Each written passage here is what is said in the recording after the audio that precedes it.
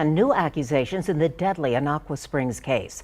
Nichol Olsen and her two daughters died 2 years ago, and the investigation is still ongoing. In a new lawsuit, the family says Olsen's ex-boyfriend did not physically pull the trigger, but the suit alleges he's to blame. Here's Eyewitness News anchor Sharon Coe. The medical examiner's office confirmed the death of Nichol Olsen as a suicide and her two daughters, London and Alexa, homicides.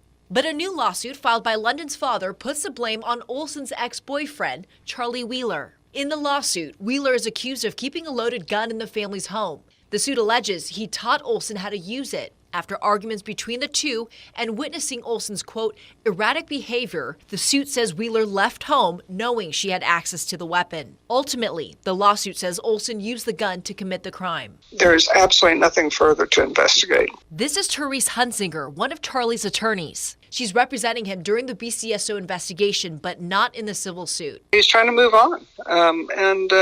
As anyone would, a little bit of righteous anger about having to continue to live through this tragedy when he has no responsibility for it. Hunsinger says Wheeler did have a gun in the home, but the rest is false. I felt like I was reading some chapter out of some made-up fiction crime story, okay? You can say whatever you need to say in a civil lawsuit. London's family attorney said in a statement they filed this lawsuit to find answers.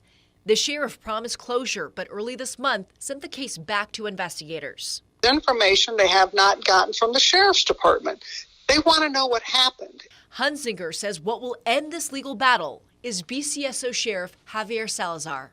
The sheriff needs to clear him from this. Charlie Wheeler has been quiet, and his family has been quiet and followed our advice about that. But at a point you get to where enough's enough. Sharon Coe, KENS 5 Eyewitness News. After vowing to close the case by the end of last year, Sheriff Salazar said earlier this month he lacked confidence in how the case was initially investigated, saying his deputies would be held accountable. The case was reassigned to a cold case detective.